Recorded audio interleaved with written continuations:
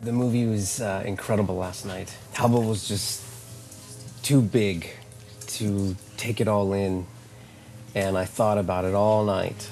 And actually, when I got home, I looked up in the stars and just kept thinking and thinking. So that's kind of what prompted my questions here. First one is, I want to know about your educations. So if you would please tell me your education, your background, schooling, stuff like that. Sure.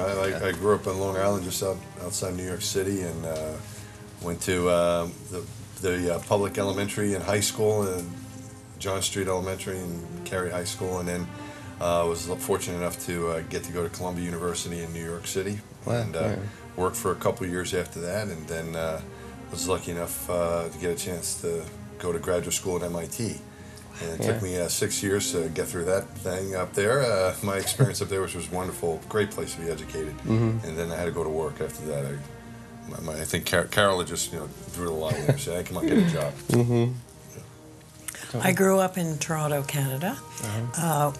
Went to the same school all through elementary and high school.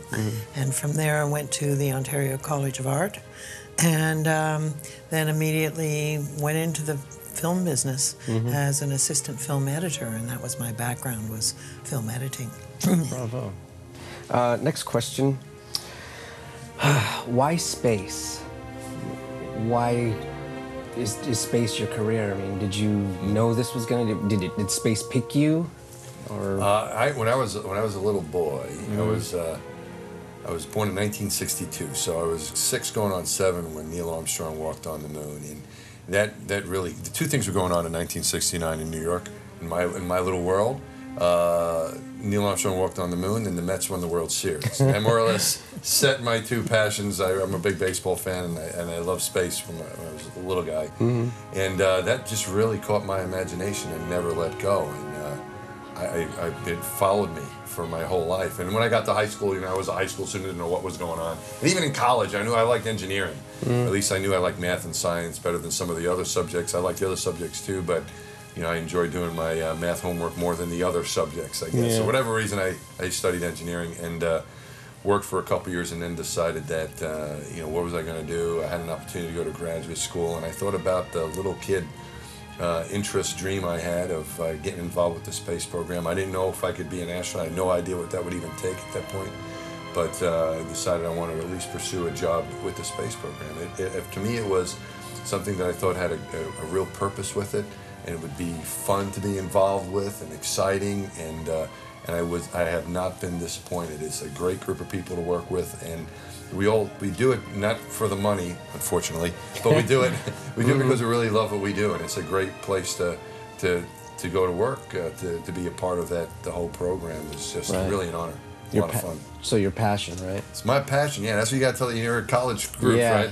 Is to find your passion, and it doesn't matter if you're good at it. I don't think either. Even if you're not the greatest math student, and you still want to be an engineer, just suffer through it. That's what I tell. It's not easy. I suffered and didn't always do as well as I would have liked.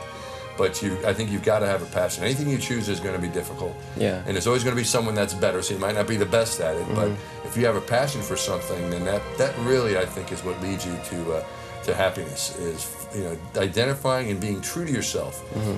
Saying that really is what I love. That's what I want to do, and not try not to get discouraged when things don't work out, because it's not necessarily an easy road. So finding the passion is important, and be truthful enough and honest with yourself to say, yeah, that's it. I'm going to try to do that, even if it sounds ridiculous. And then cater your education towards it. Try to cater your education toward it. And a lot of times too, it's what I've found is that if you're interested in the space program, but you're also like writing, well, we need writers in the space program too. We need business people in the space program as well. So a lot of times, if your interests, your passions, and academic interests, what you enjoy, the field that you might enjoy working in, there's a way to mold that as well. Bravo.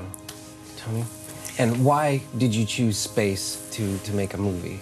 Well, I didn't choose it, actually. Originally, we knew we just wanted to give people the IMAX experience of seeing a shuttle launch up close, and then that led to, it was actually Michael Collins, an Apollo astronaut who was the first director of the Air and Space Museum, who, when he saw IMAX, said, this someday an IMAX camera has to go into space because it's the only thing that will duplicate what I experienced going to the moon.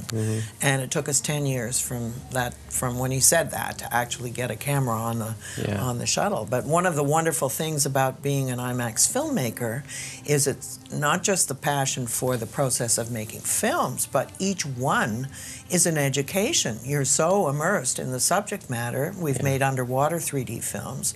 I don't know. I'm still in awe that I got to swim with a 16-foot manta ray, a giant manta ray, 5 inches from my fingertips, with Howard, and almost get to space, pretty close to it. I get to work with 16-foot astronauts. And, That's awesome. But it's a wonderful thing to immerse yourself in different subjects as a filmmaker, because each one's an education unto itself. Yeah, brilliant. Both of you. Thank you so much for your time. Thank you. You for your Pleasure. your